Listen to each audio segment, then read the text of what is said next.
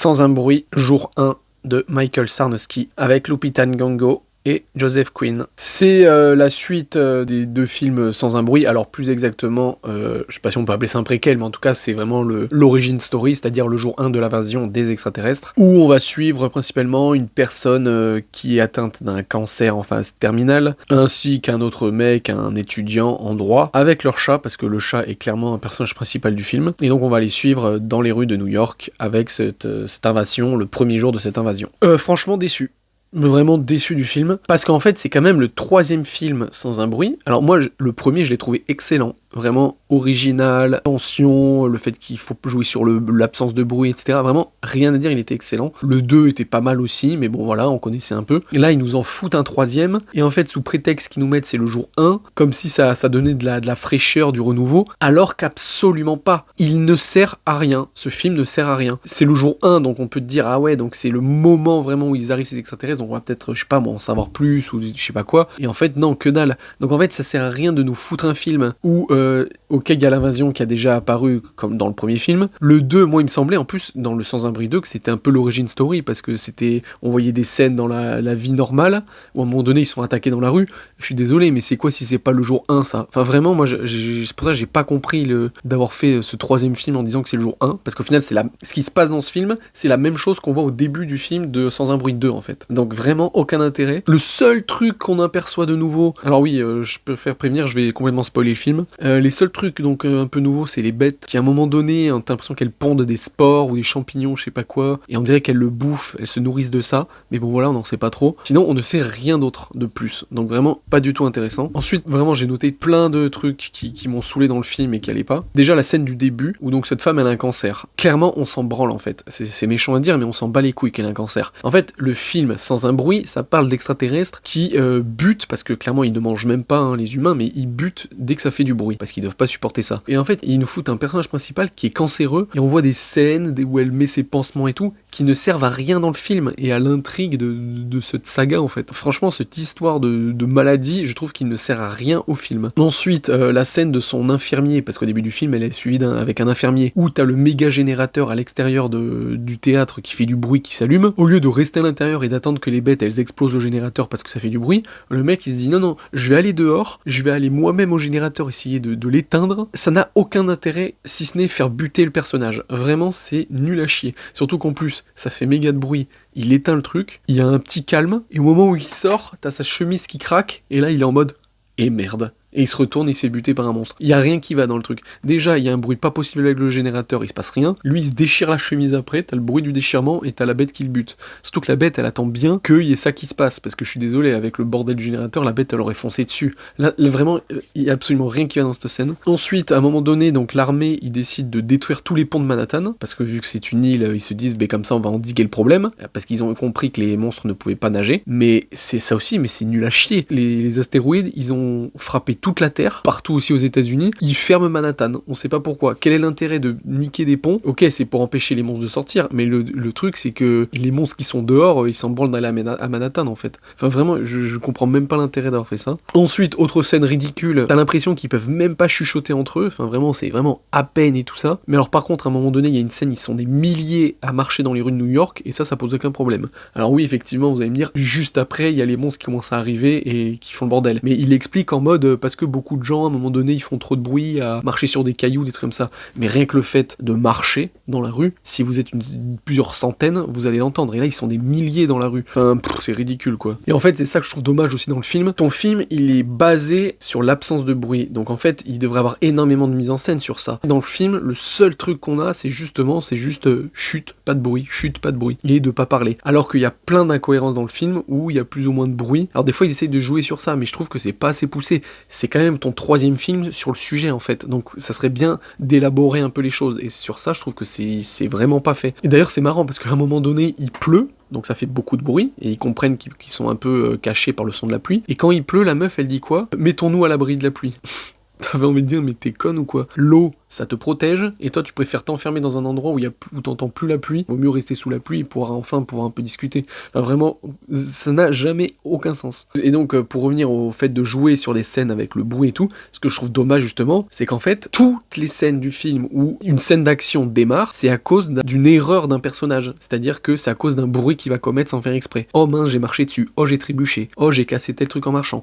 Et vraiment, depuis la première scène où c'est le chat qui appuie sur la clochette, jusqu'à la fin où t'as le mec qui marche sur la canette avant d'aller au pont. Enfin, t'as envie de dire, mais les mecs, vous êtes des autistes, quoi. Vous vivez dans un monde où vous êtes fait éradiqué par ces monstres, vous savez qu'il faut absolument pas faire de bruit, et les gars sont maladroits comme pas possible, enfin, et ça c'est pareil, je trouve que c'est un manque d'imagination de l'auteur. En fait, ce qui aurait été bien, c'est d'ajouter des scènes où ils sont obligés de faire du bruit, et là ça aurait été plus intéressant. À chaque fois en fait dans le film, t'attends que ça, tu dis, allez, là il va marcher sur ça, là il va faire tomber ça, donc du coup c'est pas du tout intéressant, surtout pour un troisième volet, quoi. Ensuite, il y a un moment donné aussi, il y a un screamer inutile dans le film, où la meuf elle est en train de rêver, et là d'un coup elle voit la tête d'un monstre qui gueule juste devant elle, mais c'est juste un rêve, donc en fait c'est un truc bidon, juste pour ajouter un screamer et faire peur, en fait ça n'a aucun intérêt. Voilà, en gros c'est un peu tout ce que j'ai pas aimé dans le film. Maintenant je vais quand même parler de ce que j'ai quand même trouvé sympa. Mine de rien justement, il y a une très belle scène quand ils sont dans la maison de la meuf, où il y a l'orage dehors, et ils utilisent le bruit du tonnerre pour crier, pour un peu lâcher toutes leurs angoisses et leur détresse, et ça j'ai trouvé ça beau, la scène est belle là-dessus. Après il y a une scène aussi sympa où l'autre il monte,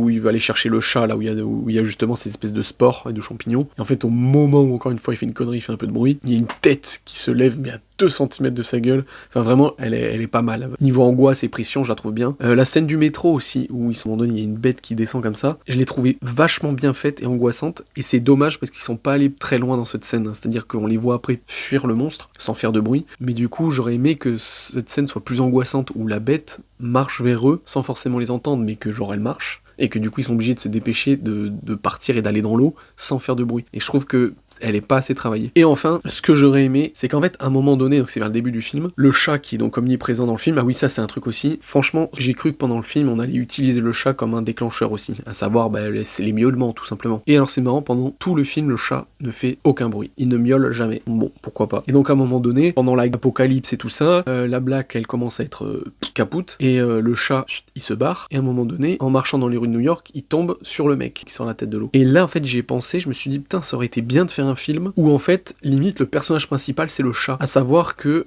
y a pas de personnage principal dans le film, et ça aurait été excellent pour un film comme ça de science-fiction, zombie, apocalypse, parce qu'en fait ça permet d'avoir toujours peur de ce qui peut arriver au personnage que tu suis. Le fait qu'il y ait un personnage principal généralement c'est que tu sais qu'il va rien lui arriver, et donc là s'ils avaient fait donc la première partie avec cette meuf cancéreuse, et qu'à un moment donné elle meurt ou pas, peu importe, mais qu'après le chat du coup il s'est barré et qu'il ait fait la rencontre d'une autre personne et qu'on suive cette personne uniquement et voir ce qui va lui arriver, et ça aurait été intéressant de faire un film comme ça. Bon, malheureusement ce n'est pas le cas. Bon, du coup pour conclure, en vrai le film ça reste un bon divertissement, il est pas nul, mais voilà, ça reste quand même décevant par rapport au fait que c'est un troisième film et que ça change absolument rien, que ça soit dans la mise en scène et au niveau de l'histoire en fait, donc quand même grosse déception. Les Guetteurs de Ishana Shyamalan avec Dakota Fanning, Georgina Campbell et Alwen Fouéré entre autres. C'est l'histoire d'une jeune femme qui va se retrouver en forêt, qui va se retrouver dans les forêts d'Irlande pour une certaine raison, et qui va finir par se perdre, tomber en panne avec sa voiture. En étant perdue dans la forêt, elle va tomber sur une vieille femme qui va l'amener dans un bunker en plein milieu de la forêt. Là, elle va faire la rencontre de 2 autres personnages qui vont lui raconter qu'il y a des choses bizarres dans la forêt, qu'ils appellent les guetteurs, et qu'en fait, ils ne peuvent pas sortir de cette forêt, et que le soir, ils ont intérêt à rentrer dans ce bunker, où il y a une grande vitre, et où ils doivent se faire regarder, tout simplement, par ces guetteurs qui sont dehors, et qui sortent la nuit. Vraiment, je n'ai pas su quoi en penser. Pour ça, d'ailleurs, que j'ai mis vraiment la moyenne sur le film. Je le trouve pas nul, mais je trouve absolument rien d'exceptionnel ni d'original. C'est un film un peu horreur, fantastique. Alors c'est plus fantastique que horreur, mais voilà, quand on regarde le film dans son ensemble, on pourrait presque le mettre dans les contes en fait. Alors un conte horrifique sur le coup. Alors c'est tiré d'un livre. En fait je sais pas quoi juger. Est-ce que le film il est bof parce que le livre est bof, ou est-ce qu'il est bof parce que la réalisatrice elle a pas su bien mettre le livre en valeur? Là je pourrais pas dire. Là bon, c'est son premier film, donc voilà, on peut pas forcément trop juger, mais il y a rien d'exceptionnel en fait. Vraiment, on regarde le film, il y a un exceptionnel. Toujours l'histoire, on sent la patte un peu comme son père, à savoir c'est un film où on se demande à chaque fois mais qu'est-ce qui se passe? Pourquoi il y a ça? C'est toujours dans le domaine de l'étrange, et il y a toujours à la fin un twist. Mais voilà, sur le coup là on s'attend un peu trop à ce qui va arriver, à ce qui se passe, donc ça vaut pas forcément le coup quoi, il est pas exceptionnel. Survivre de Frédéric Jardin, avec Émilie Dequesne, Andreas Pichman, Elisa Delamare entre autres. Ça raconte l'histoire d'une famille franco-américaine qui passe un week-end ou une semaine en mer sur leur petit bateau, dans la mer des Caraïbes, et qui va être témoin d'un changement cataclysmique énorme, à savoir une inversion des pôles magnétiques de la Terre, comme il en arrive cycliquement tous les centaines de milliers d'années, sauf que ça va provoquer des changements énormes sur la planète, et entre autres un déplacement des mers. Ils vont se trouver donc dans un espèce d'océan désert, sans eau, et ils vont essayer tout simplement de trouver de l'aide et se sortir de là. Le film est un survival, clairement. C'est un film français, il me semble, et donc d'ailleurs Émilie Dequesne est française. Et du coup je l'ai trouvé vraiment pas mal, parce que pareil, c'est très rare de voir un film d'action, science-fiction, un peu catastrophe naturelle, français. Et du coup, je me suis demandé, parce qu'il y a eu 0 pub là-dessus, donc je me suis dit, oula, ça va être un petit film, comment ils vont faire ça? Et en fait, je trouve que c'est vraiment pas mal. Déjà, l'idée du pôle magnétique, ça n'a pas été fait, je crois, donc voilà. Et cette histoire d'eau qui se déplace. Alors, je sais pas si dans les faits c'est réel, pour moi ça me paraît improbable, parce qu'il y a une histoire tout simplement d'altitude. Je vois pas pourquoi l'eau, elle irait sur les terres, alors que les terres sont tout simplement plus haute en altitude que là où il y a les fonds océaniques. Mais bon, admettons, c'est catastrophe, mais c'est pas le but en fait, c'est le prétexte du film. C'est-à-dire que vraiment le film en soi, ça va être du survivalisme, à savoir ils vont être dans un désert sans eau, sans nourriture, et en plus ils vont réussir à contacter quelqu'un qui va leur dire que, suivant ses calculs, l'eau devrait revenir dans une semaine. Que lui, il a un caisson, un espèce de sous-marin scientifique qui peut résister à des énormes secousses. Donc du coup, leur but dans le film, ça va être d'aller retrouver ce mec à plusieurs jours de marche, et en même temps ils vont faire face à plusieurs obstacles, que ça soit humain ou animal, en plus de la chaleur et de la déshydratation. Et donc voilà, c'est vraiment un peu comme un huis clos dans un espace immense finalement, mais où ils sont vraiment seuls et ils vont devoir se déplacer jusqu'au bout. Donc le côté effets spéciaux, catastrophe machin, il est pas hyper présent, à part peut-être à toute fin, mais c'est très peu. Et en fait c'est très bien, donc pour ça je trouve que c'est malin en fait, d'avoir, malgré ce concept, d'avoir pu faire un film réalisable en gros, avec un petit budget. Donc ça j'ai bien aimé. Ensuite les acteurs, je trouve qu'ils jouent bien, vraiment cette petite famille, je trouve qu'elle est crédible pendant la première partie du film. Et ensuite dans ce qui se passe, alors peut-être si le gosse un peu moins bien, mais je veux dire, la mère et la fille, je trouve que leur relation, je la trouve vraiment très bien faite, très bien écrite. Et Émilie Dequesne, je trouve qu'elle joue très bien. Ce qui se passe à un moment donné pendant le film, avec notamment l'arrivée d'un homme avec son chien, je la trouve vraiment, vraiment bonne et abusée, enfin c'est hyper brutal quoi. Après le côté un peu science-fiction des bêtes là, des espèces de crustacés qui attaquent, bon ça c'est pour ajouter un peu de la tension au film, sinon il y en aurait beaucoup moins, même si c'est un peu gros quoi, mais bon disons que ça passe. Et sinon voilà, si vous savez pas quoi regarder au cinéma, malgré l'important nombre de films intéressants qu'il y a en ce moment, je vous conseille quand même d'aller le voir, parce que voilà, ça reste un petit film sympa, français, sur un thème un peu de catastrophe naturelle, donc je trouve que c'est encouragé. Et le film en soi est pas mauvais. Vice Versa 2 de Case Lehman. C'est la suite des histoires de Vice Versa, tout simplement, où on suit donc le personnage principal qui était une petite fille, qui cette fois-ci dans le deuxième volet évolue en tant qu'adolescente, et donc on va voir dans sa tête ses émotions évoluer, à savoir donc les émotions qu'elle a déjà, et avec l'apparition de nouvelles émotions, et le conflit qu'il va avoir entre ces émotions, lesquelles vont prendre le dessus, etc. Et donc on va suivre un peu une étape de sa vie, ses enjeux, ce qui va se passer, donc à la fois elle dans sa vie de jeune ado, et ce qui se passe dans sa tête. Le film est pas mal, vraiment, pour moi c'est le même niveau que Vice Versa. Juste pour dire par rapport aux notes, j'ai beaucoup de mal à noter les dessins animés. J'ai mis cette note, mais comparé à d'autres films que j'ai vus, je préfère les autres films, et pourtant il y a des films à qui j'ai mis 5,5 ou voilà juste 6. En fait voilà, c'est très dur, je pense que les dessins animés, il faudrait une catégorie à part pour les noter en fait. J'arrive pas à les noter sur le même pied que les films normaux. Je pense qu'en termes de dessin animé, il est très bien, il vaudrait peut-être 7 sur 10, voire peut-être 8 sur 10, mais voilà, je mettrai jamais cette note à un film en comparaison à d'autres films non dessins animés. Mais bref, là ce film, en fait voilà, il est très bien, et c'est ça le problème, c'est que comme j'ai dit, il est comme le premier. C'est-à-dire qu'en fait, il ne change quasiment pas du 1. C'est globalement la même histoire, avec ces petits bonhommes là qui sont dans le cerveau, qui à un moment donné, dans le 1, c'était 2 émotions qui étaient expulsées du centre de commande et qui allaient faire un peu leur périple dans les tréfonds du cerveau. Et là, c'est un peu pareil. Il se passe quelque chose, il y a des émotions qui sont tèges, et ils vont devoir faire la même chose. Enfin, la trame du film, en fait, ce qui se passe, les déroulements, les événements perturbateurs, etc., les péripéties, machin, c'est la même chose que le 1. Donc en soi, sur ça, je trouve qu'il n'y a pas grand-chose qui change. Après, voilà, bien sûr, nouveau nouveauté, forcément, c'est les nouvelles émotions. Mais voilà, bien sûr, un film à faire voir ses enfants. Sur ça, je trouve que c'est quand même très bien, parce que le film explique bien, en fait, ce qui peut se passer à l'intérieur d'une personne, et notamment, justement, pour gérer ces différents types d'émotions, et mettre des mots, en fait, sur ce que les enfants ressentent, ou les jeunes ados ressentent. Donc pour ça, voilà, je trouve que c'est un très bon film. Après, voilà, moi, il va pas me marquer plus que ça.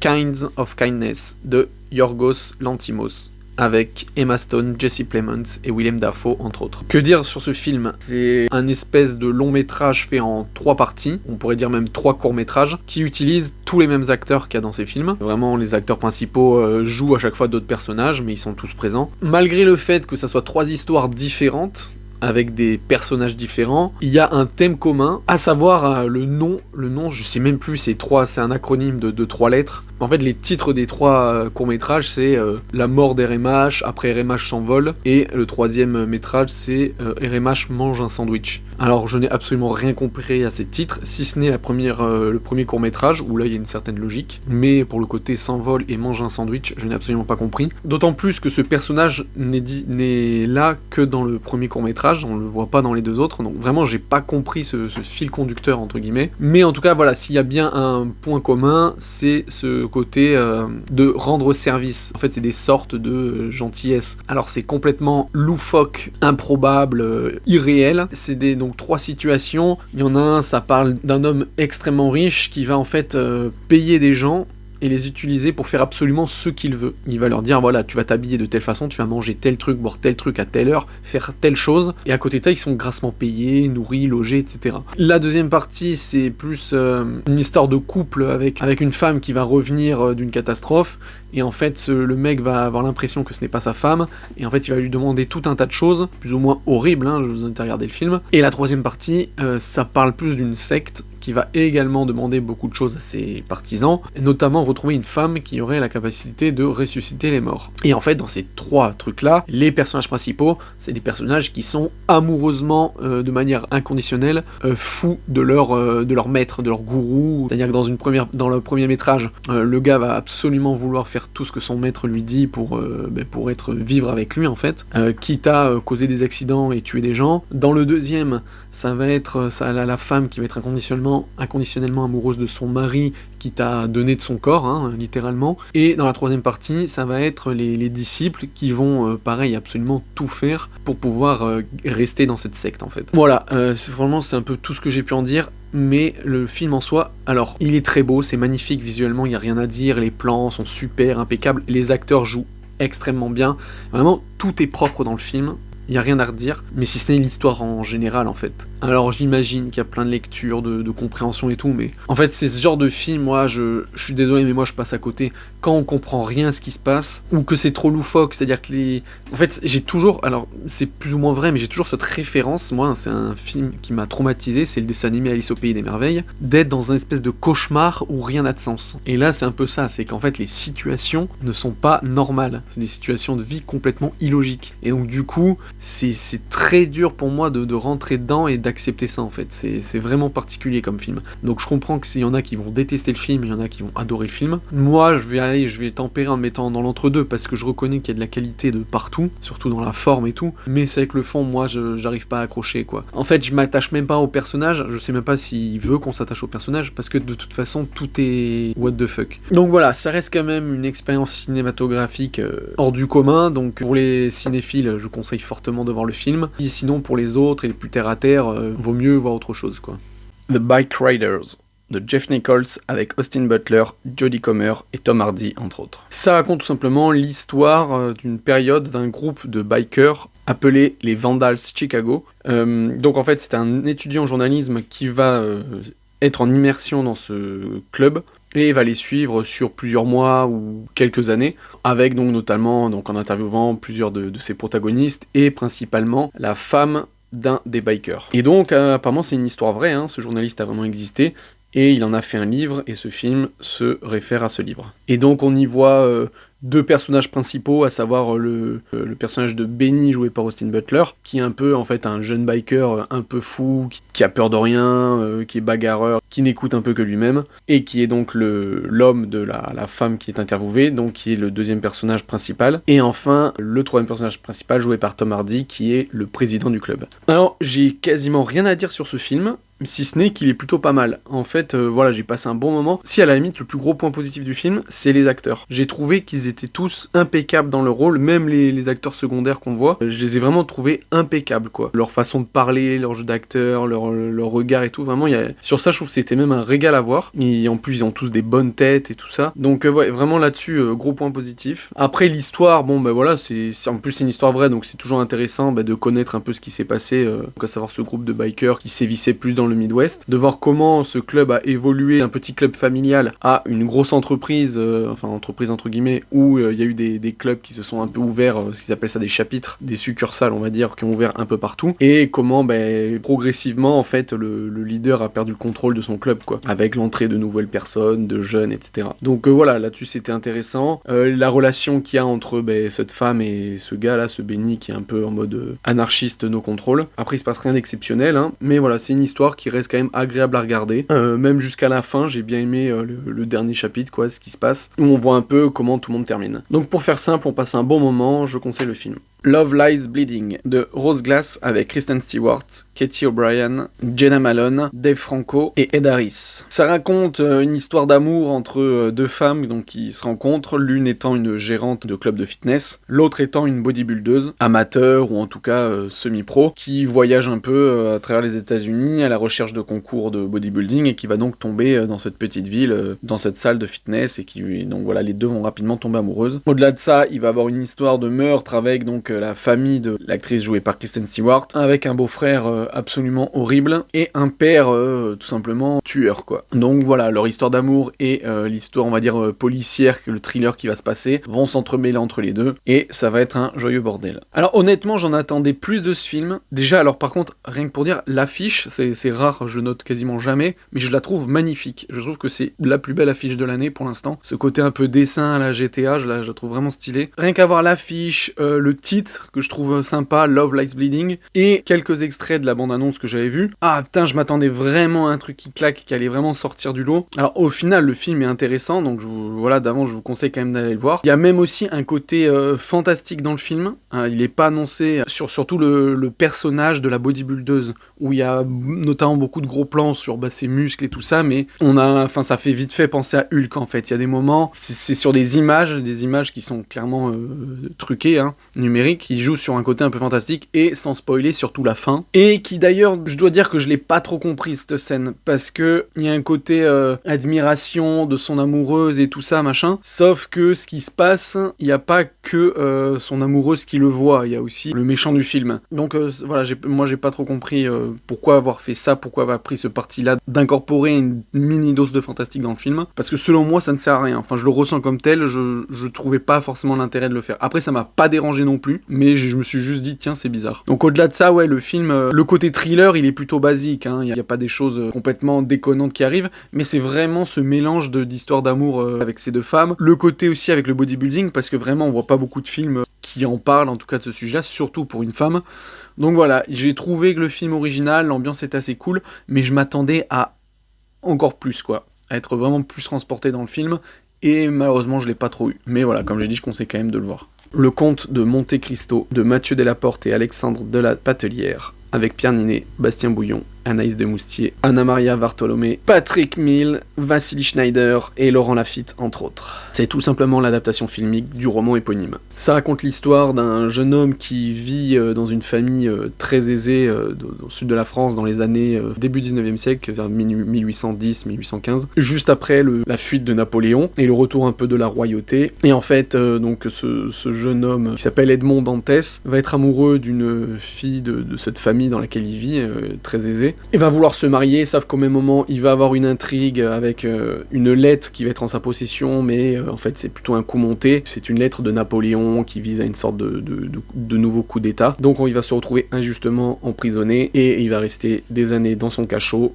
et son but forcément ça va être de s'enfuir et de se venger des personnes qui l'ont mis là, tout en essayant de retrouver la femme qu'il a aimée. Je ne connaissais pas du tout l'histoire du comte de Monte Cristo, bien sûr le nom est mythique, mais à part savoir que c'était une histoire de vengeance après une saloperie qu'il avait subie, c'était juste ça que je connaissais. La bande-annonce j'ai pas trop voulu voir aussi pour pas trop me spoiler, et donc j'ai vu le film, et franchement, bravo. C'est vraiment un très bon film. Forcément, vu que c'est un peu la même époque et tout ça, enfin je parle en termes de film, mais plus ou moins au siècle près de l'époque historique, du film d'Artagnan. Je comparais un peu ces deux films, et clairement je préfère celui-là au film d'Artagnan, mais c'est quand même un film qui est beaucoup plus sombre, hein, c'est vraiment un drame. Et alors oui, maintenant, si on le voyait maintenant, on se dirait, bon bah voilà, c'est un peu cliché, le coup monté, la vengeance, retrouver la femme qu'il aime, etc. Mais en fait, le livre a été écrit il y a bien longtemps, donc forcément c'est une œuvre culte, et c'est de là forcément que tout découle ce genre de film. Le film est extrêmement bien fait, il est magnifique, je le trouve vraiment très beau. Alors je sais qu'il y a eu beaucoup de budget pour le film, mais enfin du coup ça se voit parce que les effets spéciaux, franchement, tout ce qui est en mer, les bateaux et tout, j'ai même eu du mal à savoir si c'était vrai ou pas. Pour moi c'était vrai, parce que sinon c'est vraiment hyper bien fait. Mais du coup il y a les moyens pour les bateaux, les reconstitutions des villes, bon les costumes et tout ça. Enfin vraiment j'ai trouvé impeccable, la lumière dans les films, les maisons et tout, tout est bien fait. Les acteurs je trouve qu'ils jouent bien, il n'y a pas ce côté un peu trop théâtre, un peu trop récité qu'il y a dans D'Artagnan justement. Là je trouve que c'est plus naturel, comme c'est mis en scène, comme c'est dialogué. Et l'histoire, bah du coup voilà, que je connaissais pas, je la trouve bien, je la trouve émouvante, et bah c'est bien parce qu'elle est sombre en fait. Et le personnage principal de Edmond Dantès, en fait, c'est sombre. C'est pas l'histoire où il va retrouver la femme qu'il aime et essayer un peu de se venger gentiment. Par d'innocence meurt dans sa prison, et il revient vraiment comme le bras armé de la justice ou de la vengeance. Et ouais, c'est très froid comme truc. Et du coup, j'ai vraiment bien aimé les moments où il retrouve... ça a bien aimé, bon, dans les circonstances qu'il y a dans le film, hein, je spoil pas, mais je les trouve vraiment très bien faites, très fortes. Je les ai trouvées vraiment touchantes.